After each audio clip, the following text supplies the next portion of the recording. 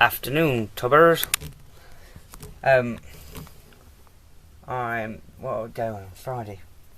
It's Friday. It's about 1:45, and I've got 9 minutes left of my break. So I've been delivering water today.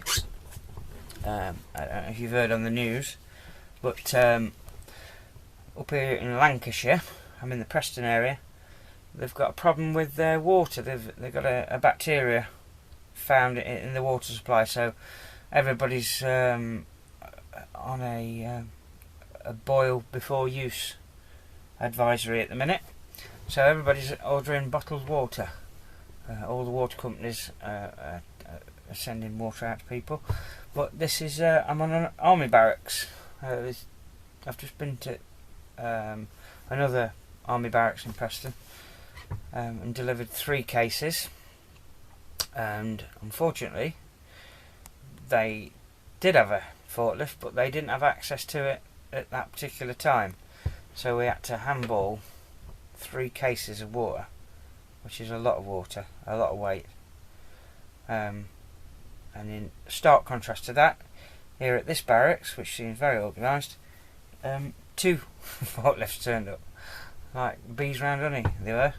So yeah, we soon got unloaded, so I'm just finishing my break off before I get back to Nottingham.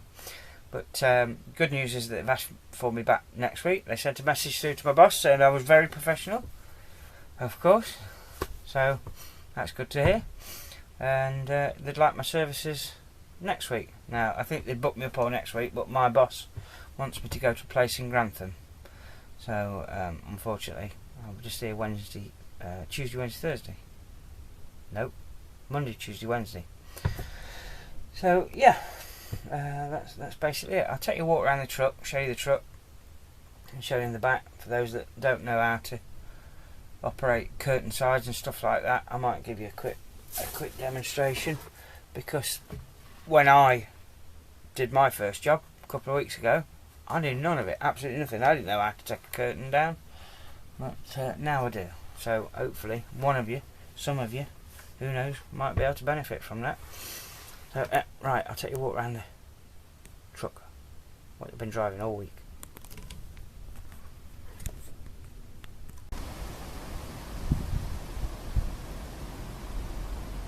Yeah, so basically this is the truck I've been driving all week. I'll show you around it in a minute. But for those that haven't used a curtain sider before, this is what the tensioner on the side of the curtain. And in order to move that out of the way so you can see it, this little lever here, these 2 levers, that's your tensioner and that's your release. So you lift that up, and that lets the tension off your curtain. Just now, I've got the straps on. But yeah.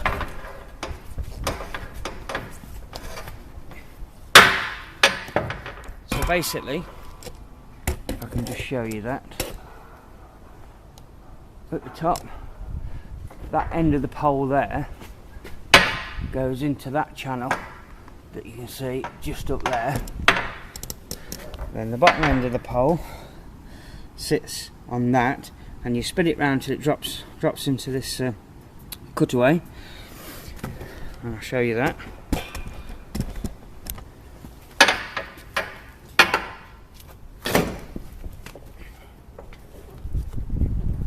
So normally you'd have the curtains, see it drop down, so you push that lever back in, lock it into place.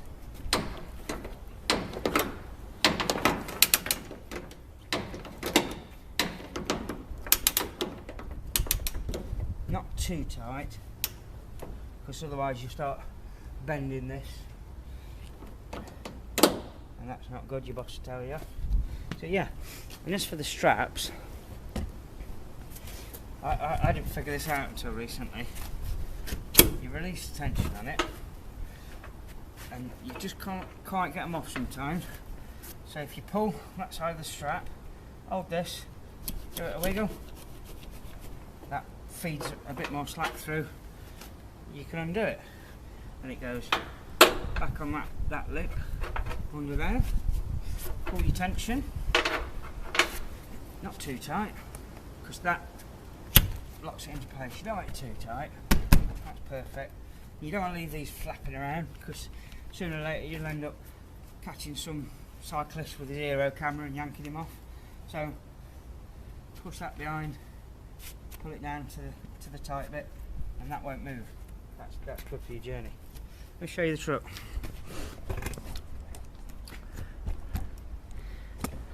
I've got to be careful because I'm on an MOD site. I don't want to think I'm up to no good. But yeah, this is the back of the truck. I've had nine pallets of water on today, big litre bottles, and that's a lot of weight. It's approximately a tonne per pallet, thereabouts. And I had to rig up using the centre straps here to stop them falling out, because although they're wrapped in like cling film, they're very good at shifting bottles. But I got them all the way up to Preston and they were exactly where I left them, just because I took a bit of time. When I got here this morning, they got everything towards the front, absolutely all 9 pallets to the front and 1 offset, which was putting more weight on one side, and you could see it that the truck was off balance when I did my walk around check this morning. And so I drove up to the loading bay. I said, I'm a bit concerned. I think I'm overloading my front axle. I said, I've done a few calculations and we're better off shifting some of the load to the rear. He said, well, the problem you've got there is that bottles move around a bit and you'll end up spilling them. I said, well, I'll secure them, I'll make sure they don't. So what we did in the end is we moved 2 lots of 2s in the middle towards the back here, in line with the rest, and I just got some of my straps. I put 2 around the back so stop the stack falling over this way, plus I put straps all over the load to stop them falling out, because the curtain is not actually a restraint, it's there to keep the load dry. You shouldn't really be relying on that to keep your load safe. So yeah, I got it all shut down, and proof is in the pudding. I delivered it all and none of it spilt, so everybody's happy. So yeah, so always check, don't take for granted that the yard's done their work, because if I'd have gone out on the road, those would have spotted the fact that my truck was unevenly loaded for a start off. Then they may have pulled me, and at that point I'm pretty sure I was overweight on my front axle. So never take it for granted. Remember, it's your licence, not theirs. So you've got to do your due diligence, else you're going to lose that licence. So there we go. So happy days. I'm now free. I shall be running lighter, faster. Well, when I say faster, 54 mile an hour as fast as it goes, but still it won't slow down up the hills quite so much, and fuel consumption will be better as well. It runs about, the way I drive it anyway, I'm not a fast driver, it's running about 18 miles to the gallon, 18 to 20. So I think out of a big truck like this, that's not bad. So yeah, so we'll shut the door up. Just make sure it catches at the bottom and at the top, and bang it in place. Check that before you go. But yeah, so this is the truck I've been driving all week. I quite like it because I learned to drive in this very truck, not this very truck, but the same model, so it's familiar to me. It's a 13 plate. I can show you the truck because nobody's liveries on it. This is a rental straight from Scania, I do believe, but somebody, and it's not me, I can promise you, has had a bit of a fender bender. This is new. You can see the remnants, a bit of damage on the door here where obviously they've swung wide and clipped something, which is something I'm sure will happen to me one day, but I want to try my best to not let it happen. So, but it's a 13 plate, so all quite modern. To me it's like a big Saab, it's Scania is. It's just an extension of what I drive at home, so I like the engineering that goes into Scania. I'm by no means an expert, but there's a familiarity with them. You know, I like their engineering. It is, you know, kin to Saab, the brand that was, and that's something very dear to my heart. So yeah, I quite like driving this truck, better than that one I did for the last company. That was an old nail, and to be fair, I expected to be given old nails all the time, being the agency driver, but no, that's a 13 plate. That's not too old, is it? So, yeah, there we go. And we got the cab.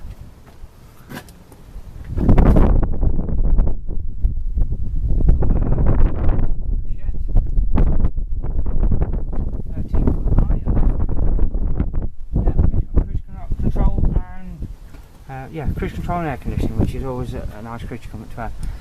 So yeah, I'll wrap that up, and that's all. Catch you later. Drive safe. Drive safe. Yeah, you drive safe. I've seen you.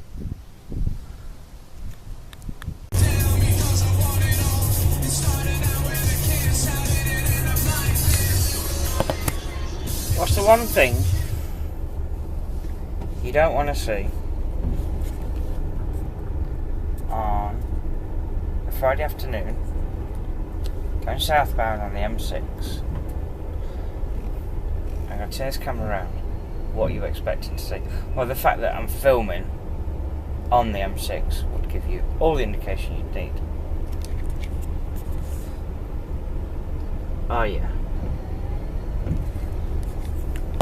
Somebody has broken down, apparently, according to the radio, if they got the sources, if the sources were right. Junction 19 through 24 is a tailback, hence tailback. Northbound's flowing, that's not a problem. Just southbound, and it is 3:30. Well, should have plenty of hours, touch wood, left, driving time left. Little boy to pick up though, which means the in-laws getting for a bit longer, which is not good. You don't want to put in the in-laws. Not good, is it? So, yeah, that's where we're at. Never mind. At least it's the weekend. Why are Britain's roads so bad? Let's have a rant. Why are Britain's roads just so bad? Why can't we sort it out? Well, they're saying that we need to find more land available to build more houses. No! We don't. We're bursting. We've got to control the population or whatever, you know what I mean? There's got to be a solution to it, but oh yeah, there we go. It's boring, isn't it? That's the problem with traffic jams, they're boring. Wouldn't be so bad if it was just stop. You could switch your engine off for a little while, relax. You can't, it's stop, start, stop, start. So, there we go. Sucks, donkey, you know what. And I don't know if I'll be back by 8 o'clock tonight with lots of things. Oh, and I'm running out of fuel as well. Let me show you the fuel gauge. Yep. Now, I didn't put any extra in today because I've been running all week and it's not been a problem. I've kind of gauged how much fuel it uses up. But I had water on today, 9 tons of water, just over, and it, boy did it suck the juice. So I'm gonna have to stop filming now. We're picking up speed. Alright, so yeah, I've used a bit. Will I get home? Stand by. See you next time. Bye.